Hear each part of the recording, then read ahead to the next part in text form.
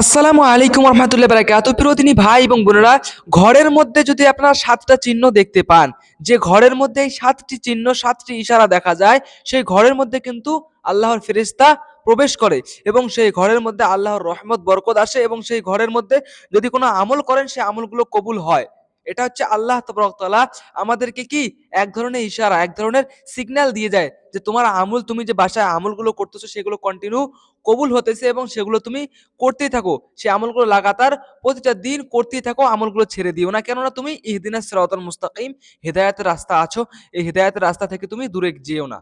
তাই প্রিয়দিনী ভাই এবং বোনেরা, আজকে আমরা ভিডিওটি শেষ পর্যন্ত দেখব এবং জানবো যে কোন সাতটি ইশারা, কোন সাতটি চিহ্ন, যে চিহ্নগুলো ঘরের মধ্যে থাকলে আমাদের বাসায় প্রতিনিয়ত কন্টিনিউ আমাদের বাসায় ফেরেশতা আনাগোনা করতেছে এবং আল্লাহর রহমত বরকত নাজিল হইতেছে।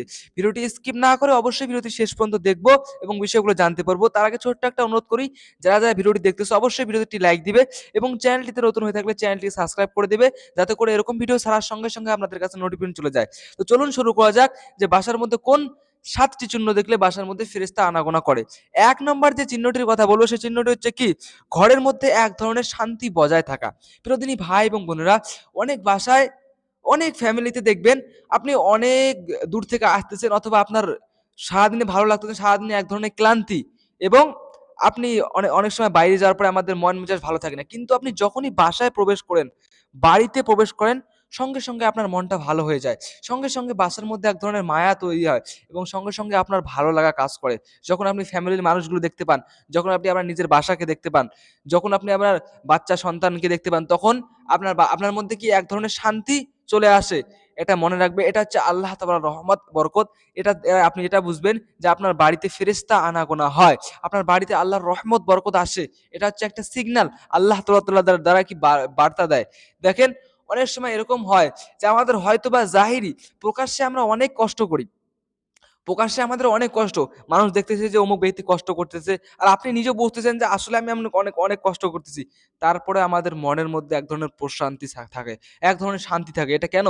আল্লাহ তাআলা এটা মনের মধ্যে এক ধরনের শান্তি দেয়। কেননা কোরআন হাদিসের মধ্যে বলছে, নিশ্চয়ই তোমরা তোমার রবের উপাসনা করো, রবের ইবাদত করো, এগুলোর মধ্যেই শান্তি আছে। যদি আপনি আল্লাহর রাস্তায় থাকেন, তাহলে আপনার মনে এক ধরনের অবশ্যই শান্তি থাকবে ইনশাআল্লাহ। তাহলে এক নম্বরে যে বিষয়টি বললাম, আমাদের সংসারের মধ্যে, আমাদের বাড়ির মধ্যে, আমাদের বাসায় এক ধরনের কি শান্তি বজায় থাকা। এটা একটা হচ্ছে কি ফেরেশতা আনাগোনার চিহ্ন। দ্বিতীয় যে বিষয়টি বলবো হচ্ছে সেটা হচ্ছে কি, সমস্ত জরুরত গায়বী রিজিক দ্বারা পূরণ হয়ে যাওয়া। প্রিয়দিনী ভাই এবং বোনেরা, আপনারা দেখবেন অনেক সময় এরকম হয়ে যায় প্রতিটা বাসাতে, আপনি অনেক কিছু করতেছেন, আপনার অনেক ঋণ, আপনার অনেক বাড়িতে রোগ ব্যাধি রইতেছে না, আপনার অনেক পেরেশানি। কিন্তু দেখবেন হঠাৎ করে সেই বিষয়গুলো আপনি কিরকম যেন আপনি নিজে থেকেই ঠিক পূরণ হয়ে গেল। সবকিছু নিজে থেকে মিটমাট হয়ে গেল। এটা হচ্ছে আল্লাহ তাবারক ওয়া তাআলার গায়বী রিজিক, আল্লাহ তাবারক ওয়া তাআলার গায়বী সাহায্য। প্রিয়দিনী ভাই এবং বোনেরা, এই বিষয়টা যদি আমরা খেয়াল করি, এটা আমাদের প্রায় বাসা হয়ে থাকে যে কখনো বিপদে পড়লে সেই বিপদগুলো অটোমেটিক্যালি সলভ হয়ে যাচ্ছে। কোনো প্রবলেম হচ্ছে না। টাকা পয়সা নিয়ে প্রবলেম হচ্ছে, সেটা কি রকম যেন আপনি কোথা থেকে আপনি ম্যানেজ করে ফেলতেছেন। অনেক সময় দেখবেন এরকম হয় না? টাকা পয়সা নিয়ে আমরা অনেক দুশ্চিন্তে থাকি। যখন টাকাটার জরুরত হয়ে যায়, সেটা কিরকম যেন কোথা থেকে আপনি হঠাৎ করে ম্যানেজ করে ফেললেন। এটা মনে রাখবেন, এটা হচ্ছে আল্লাহ তাবারক ওয়া তাআলা থেকে একটা গায়বী রিজিক। আল্লাহ তাবারক ওয়া তাআলা আপনাকে সাহায্য করতেছেন আর বলতেছেন, আপনাকে সিগন্যাল দিতেছেন, তুমি হতাশ হইও না, আমি তোমার সঙ্গেই আছি। কেননা কোরআন হাদিসের মধ্যে আল্লাহ তাবারক ওয়া তাআলা বলছে, পৃথিবীর প্রতিটা মানুষ যদি আপনার সঙ্গ ছেড়ে দেয়, তারপরে আল্লাহ আপনার সঙ্গ ছেড়ে দিবে না। এবং আপনি নিজেকে যতটা নিজে ভালোবাসেন, আমার পৃথিবীর থেকে মধ্যে সবথেকে কাকে ভালোবাসে? আপনাকে যদি বলা হয় যে পৃথিবীর মধ্যে সবথেকে আপনি কাকে ভালোবাসেন, সবার প্রথম আপনি নিজেকে দেখাবেন যে আমি আমার নিজেকে আগে ভালোবাসি, তারপর অন্য কাউকে স্থান দিবেন। আল্লাহ বলছে, তুমি নিজেকে যতটা তুমি ভালোবাসো, তার থেকে আমি তোমাকে বেশি ভালোবাসি। কেননা আমি তোমাকে নিজে গড়িয়েছি। আমি তো তোমাকে এই চোখ, কান, হাত, মুখ সমস্ত কিছু, এই শরীরটা, এই বডিটাকে আমি তো নিজে গিফট দিয়েছি না তোমাকে? তাহলে আল্লাহ অবশ্যই ভালোবাসে। তাহলে দ্বিতীয় বিষয়টা জানতে পারলাম প্রিয়দিনী ভাই এবং বোনেরা, সমস্ত রিজিক, সমস্ত সমস্যা গায়বী রিজিক দ্বারা পূরণ হয়ে যাওয়া। ৩ নম্বর যে বিষয়টি বলবো, বাড়ির মধ্যে ঝগড়া বিবাদ সৃষ্টি না হওয়া। প্রিয়দিনী ভাই এবং বোনেরা, অনেক সময় আমাদের অনেক বাসার মধ্যে দেখবেন কত রকম প্রবলেম হয়ে থাকে, কত রকম সমস্যা হয়ে থাকে। তারপরে সেগুলো কি সাধারণভাবে খুব নর্মভদ্রভাবে সেগুলোকে মিটমাট করে নেয়, বাড়ির মধ্যে ঝগড়া ফ্যাসাদ তৈরি করে না, ছোট্ট একটা বিষয় নিয়ে এরকম বড় বানিয়ে ঝগড়া তৈরি করে না, বিবাদ তৈরি করে না। কোনো বাসায় দেখবেন ছোট্ট একটা বিষয় নিয়ে, এতটুকু একটা বিষয় নিয়ে বিশাল তুলকালাম মারামারি লেগে যায়। এটা হয়ে যায় না, অনেক অনেক বাসা আপনি ফলো করবেন।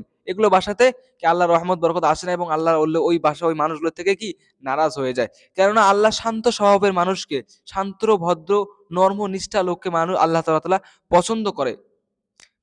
অর্থাৎ অধিক কথা বলা, জোর গলায় কথা বলা, চেঁচায় কথা বলা, এগুলো আল্লাহ পছন্দ করে না।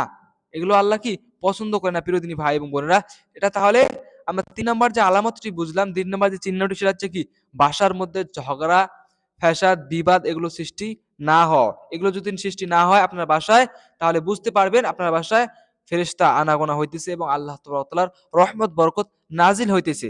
তারপরে 4 নম্বরে যে বিষয়টি বলবো, বাড়িতে কন্টিনিউ প্রতিটা দিন আমল চলতে থাকা। প্রিয়দিনী ভাই এবং বোনেরা, দেখবেন বাড়িতে কন্টিনিউ আমল চলতে থাকা এক বিষয়, আর বাড়িতে হঠাৎ করে আমল চলতে থাকা আবার ছেড়ে দাও, এটা আর এক বিষয়।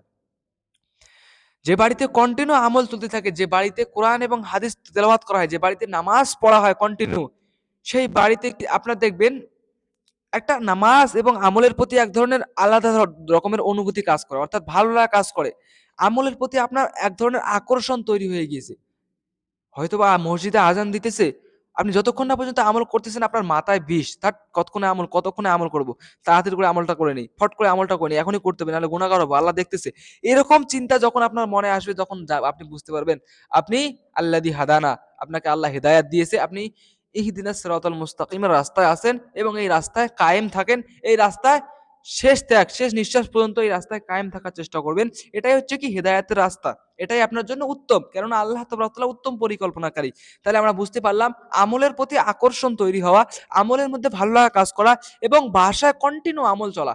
হাদিস শরীফের মধ্যে আসে যে বাসাগুলোতে আমল তেলাওয়াত কন্টিনিউ মা বোনেরা আমল করে এবং সকলে আমল করে, যে বাসাগুলোতে কন্টিনিউ আমল করে, সেই আমলগুলো কি নূরের তাজের মতো জ্বলতে থাকে আসমানের মধ্যে। তাই প্রিয় দিনী ভাই এবং বোনেরা, আমরা সকলে চেষ্টা করব কি কন্টিনিউ বাসার মধ্যে আমল করা। তারপরে যে বিষয়টি বলবো সেটা হচ্ছে কি 5 নম্বরে যে বিষয়টি, বাড়িতে মা বোনেরা পর্দা করা। পর্দা এমন একটা জিনিস, আমরা মা বোন নিজে থেকেই মানে মানুষকে বলে বেড়াই। আমি দেখেছি অনেক সোশ্যাল মিডিয়ায় ফেসবুকে ভিডিও দেখেছি, যারা বলে যে পর্দার নির্দেশ, পর্দা কোরআন হাদিসে বলা হয়নি, এগুলো মানুষ বানিয়ে বলেছে। নাউজুবিল্লাহ, এগুলো মানুষ বানিয়ে বলেছে, হাদিসে কোথাও নেই, হাদিস মানুষের লেখা, আমি শুনবো না, কোরআনে কোথাও বলা নেই।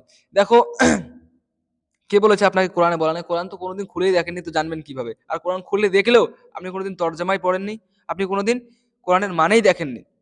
কোরআনে সাফ করে আমি কোরআনের ভাষায় বলে দিই, এখন কোন আয়াত আছে, এখন বিশেষ করে বলতে যাব না, অনেক টাইম লাগবে, বেশি টাইম নেব না, শর্ট করে বলি, মুখতাসারভাবে বলি। সেটা হচ্ছে কোরআনে এতটুকু বলা হয়েছে যে নারীর জন্য, প্রতিটা নারীর জন্য কি শুধুমাত্র এই যে হাতের কবজি, এই হাত থেকে নিয়ে এই হাত পর্যন্ত, এই কবজি থেকে নিয়ে হাত পর্যন্ত এতটুকু খোলা রাখতে পারবে, এবং ফেসটা এবং পুরো মুখমণ্ডলটা খোলা রাখতে পারবেন, অথবা শরীরের কোনো অংশ নয়, এতটুকু ঢাকা কি এতটুকু এতটুকু খুলে রাখা, অর্থাৎ হাত থেকে নিয়ে কোনি পর্যন্ত, এবং ফেসটা এটা খুলে রাখা কি জায়েজ আছে। এটা হচ্ছে, আর বাকি যে ঢাকার উদ্দেশ্যটা আছে, সেটা হচ্ছে পুরো শরীরটা ঢাকার নির্দেশ দেওয়া হয়েছে, এটা হচ্ছে কি ফরজ।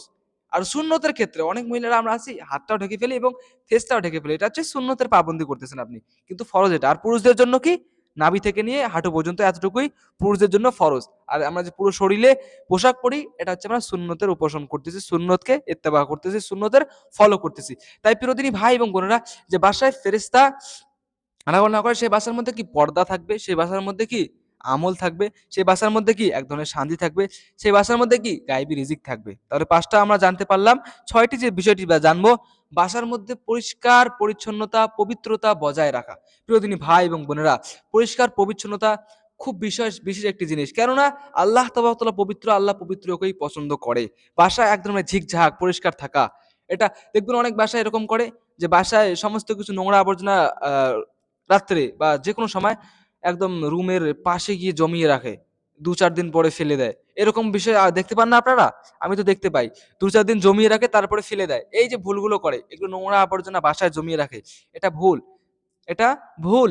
বাসাকে সবসময় পবিত্র রাখবে, বাসাকে সবসময় পরিষ্কার ঝিকঝাক রাখবে, এবং বাসায় কুকুর বিড়াল এগুলোর ফটো রাখবে না, বাসায় ফটো জাতীয় কোনো জিনিস রাখবে না, বাসায় মূর্তি জাতীয় কোনো জিনিস রাখবে না, বাসায় এরকম ভাবে বানাবে যেগুলোতে কুকুর ঢুকতে না পারে, ধ্যান রাখতে হবে প্রিয় দিনী ভাই এবং এই বিষয়গুলো এখন তো বিশেষ ব্যাখ্যা করতে পারবো না, শর্ট করে বললাম। তারপরে যে বিষয়টি বলবো, 7 নম্বর যে বিষয়টি শেষ, সেটা হচ্ছে কি বাড়িতে বাসায় কন্টিনিউ প্রতিদিন কোরআন তেলাওয়াত করা। প্রিয় দিনী ভাই এবং বোনেরা, কোরআন এমন একটি কিতাব যেটা হচ্ছে কি শেফা উল্লিল মুমিনিন, মুমিনদের জন্য শেফা, এবং এই কোরআন কন্টিনিউ তেলাওয়াত করা। হাদিস শরীফের মধ্যে আসে যে বাসায়, যে বাড়িতে কন্টিনিউ প্রতিদিন কোরআন তেলাওয়াত করা হয়, ওই বাড়িটি আসমানের মধ্যে কি, আসমানের মধ্যে নূরের মতো এক ধরনের আলো বেরোতে থাকে, চমকাতে থাকে, নূরে আলো জ্বলতে থাকে প্রিয় দিনী ভাই এবং বোনেরা। এই জন্য আমরা চেষ্টা করব বাসার মধ্যে কোরআন তেলাওয়াত করা, যাতে করে আমার বাসায় রহমত বরকত নাজিল হয়। যে বাসায় কোরআন তেলাওয়াত করা হয়, সে বাসায় এক ধরনের রহমত বরকত থাকে এবং ওই বাসার মধ্যে ফেরেশতা আনাগোনা থাকে। তাই প্রিয় দিনী ভাই এবং বোনেরা, আজকে আমরা 7টি বিষয় জানতে পারলাম যে বাসায় যে জিনিসগুলো আপনি আপনার বাসায় দেখলে বুঝতে পারবেন আপনার বাসায় কন্টিনিউ ফেরেশতা আনাগোনা চলতেছে। আসসালামু আলাইকুম। আজকে এ পর্যন্তই। ছোট্ট একটা অনুরোধ করবো, যারা যারা ভিডিওটি দেখতেছেন অবশ্যই ভিডিওটি একটি লাইক দিবেন এবং চ্যানেলটি সাবস্ক্রাইব করে দিন। আসসালামু আলাইকুম।